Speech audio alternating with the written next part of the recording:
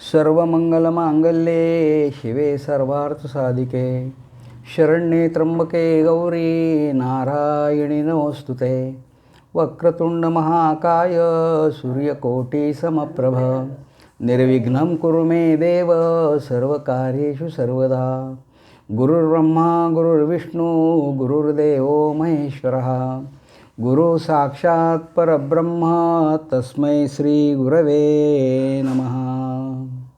सर्वांना रामकृष्ण हरी. मी किसन महाराज चौधरी पसायदान यूट्यूब चॅनलवरून आपण जागर आदिशक्तीचा या उपक्रमाच्या अंतर्गत 9 दिवसांची देवीची विविध रूपं आणि त्याचे महत्त्व आपण जाणून घेत आहोत.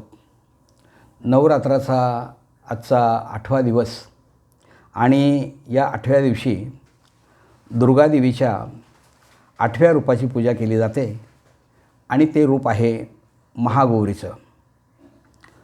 दुर्गादेवीची पूजा महागौरीच्या रूपानं केली जाते, पण या नावावरूनच आपल्या लक्षात येईल की महागौरी म्हणजे संपूर्ण रूप हे गौरवर्णाचं अशा प्रकारचं आहे.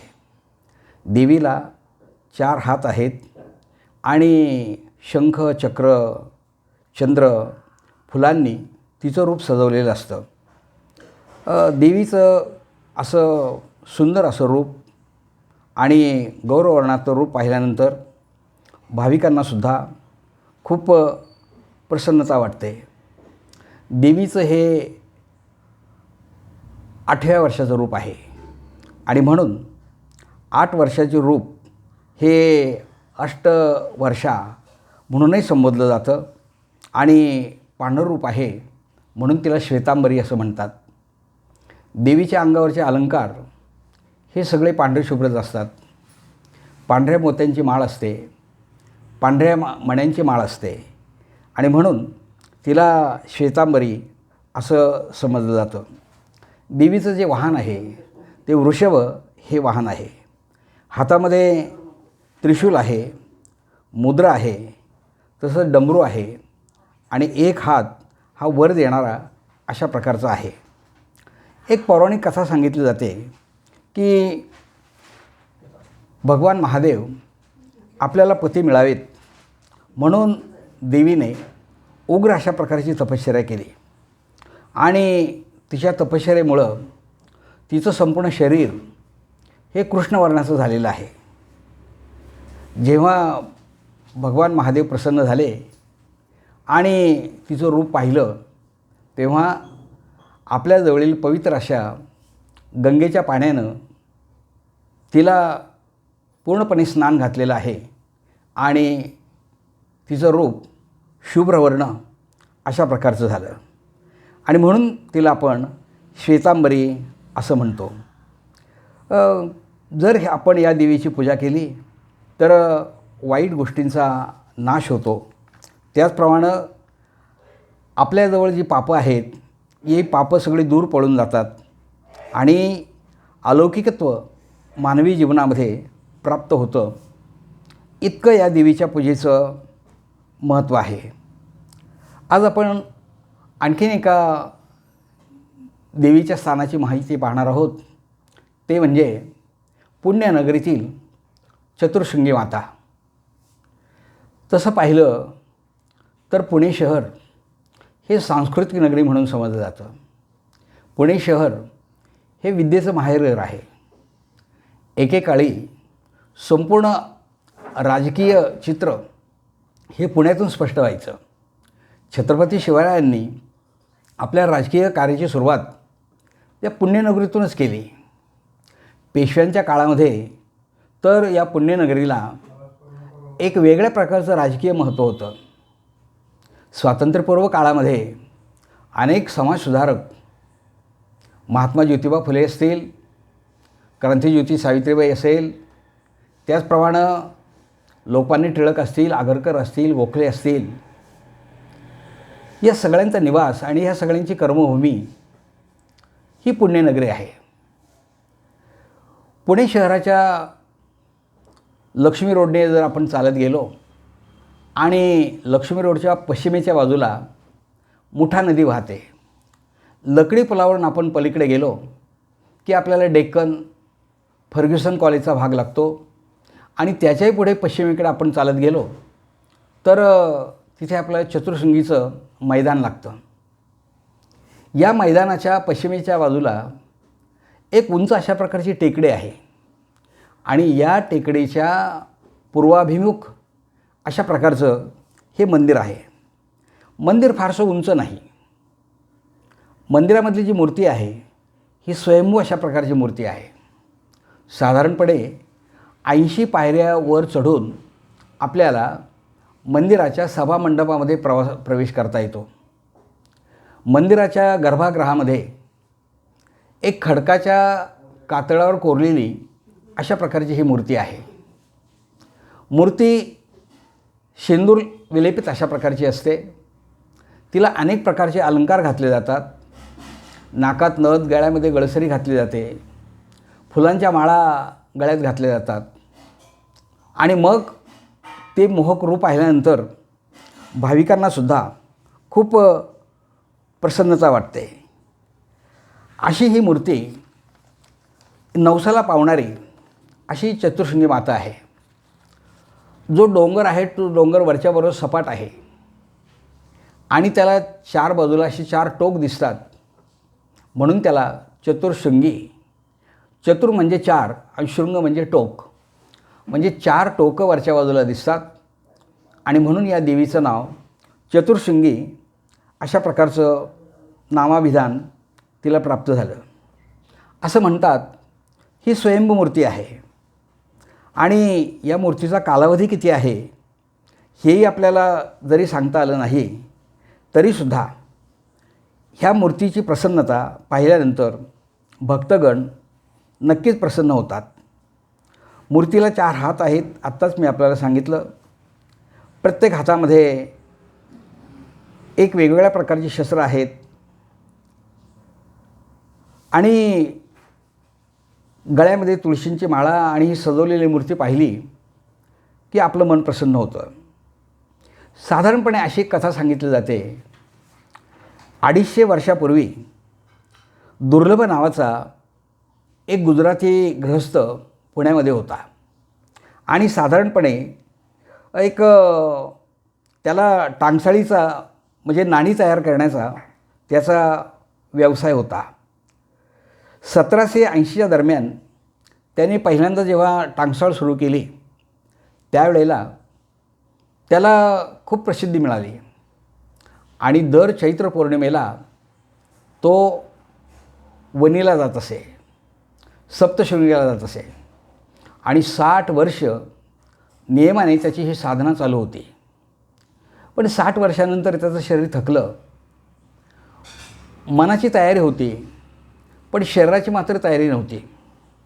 अशा वेळेला काय करावं असा एक प्रश्न त्याच्या पुढे पडला आणि मग देवीने एक दिवस स्वप्नात येऊन त्याला दृष्टांत दिला आणि सांगितलं, हे बघ, तू आता माझ्याकडे येण्याची गरज नाही, मीच तुझ्याकडे येईल आणि पुण्यामध्ये मी एका डोंगराच्या टेकडीवर तुझ्यासाठी दर मंगळवारी वास्तव्यास राहील.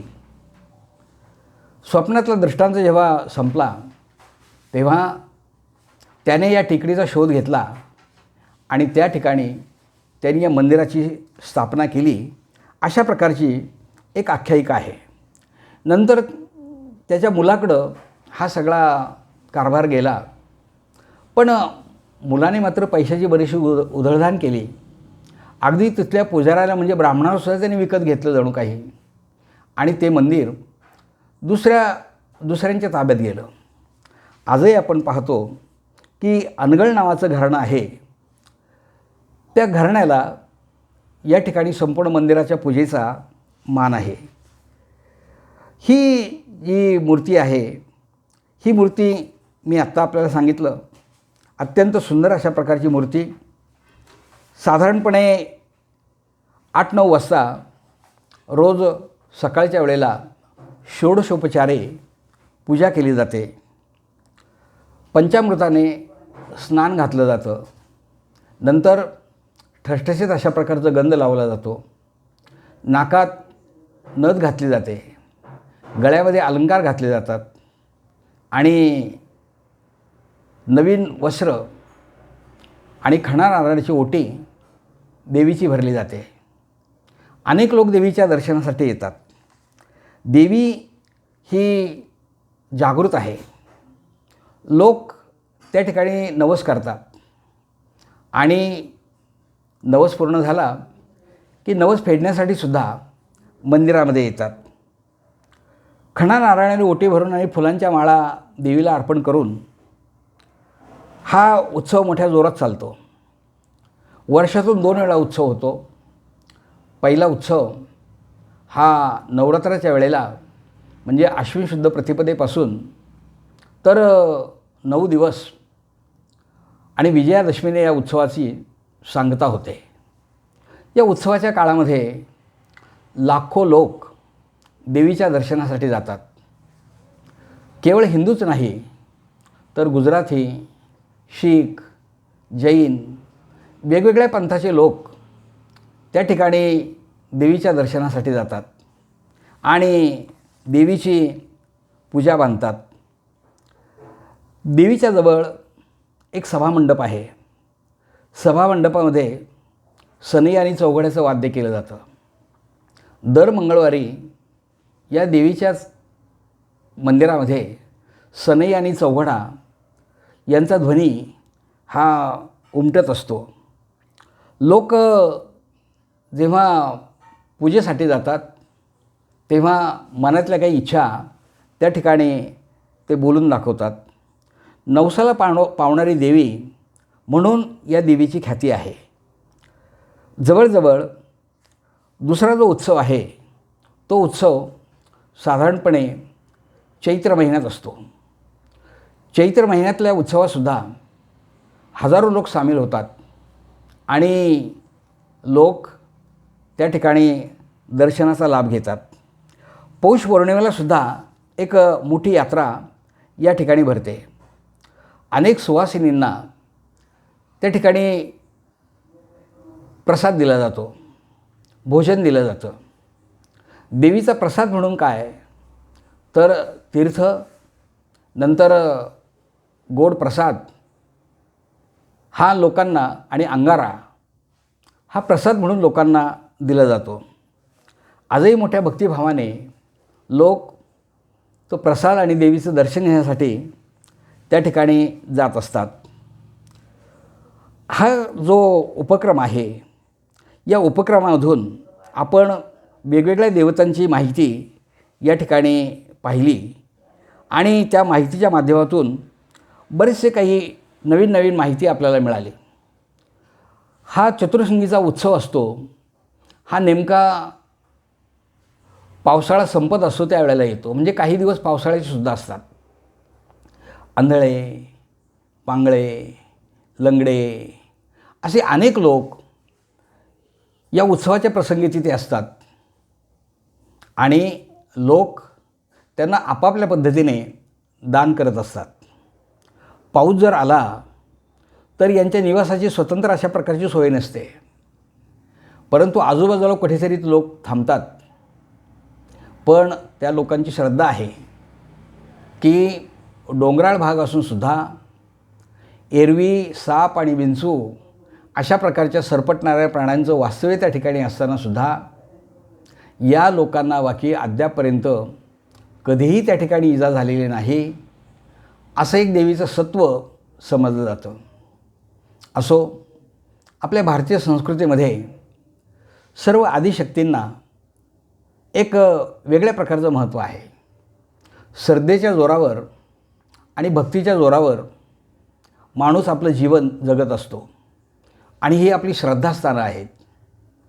केवळ 3.5 शक्तिपीठं आणि या 3.5 शक्तिपीठांच्याच बरोबरीने छोटी छोटी काही ग्रामदैवत असतील. पुण्यात तर गणपती आणि मारुती यांची अनेक मंदिरं पुण्यामध्ये पाहतो.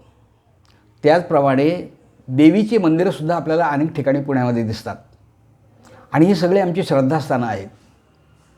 गणपतीचा उत्सव की जो भारतभर प्रसिद्ध आहे त्याचप्रमाणे हा देवीच्या नवरात्राचा उत्सवसुद्धा संपूर्ण परिसरामध्ये फार मोठ्या प्रमाणात प्रसिद्धीस लाभलेला अशा प्रकारचा आहे. असो, आज एका नवीन दैवताची माहिती आपल्याला या ठिकाणी मी सांगण्याचा प्रयत्न केला. उद्या आपल्या या ज्ञानयज्ञाचा 9वा दिवस. तुर्तास आपण याच ठिकाणी थांबूया. उद्या आपण दुर्गा देवीचं जे 9वं रूप, त्या 9व्या रूपाची पूजा बांधणार आहोत आणि एका मंदिराची माहिती आपण घेणार आहोत.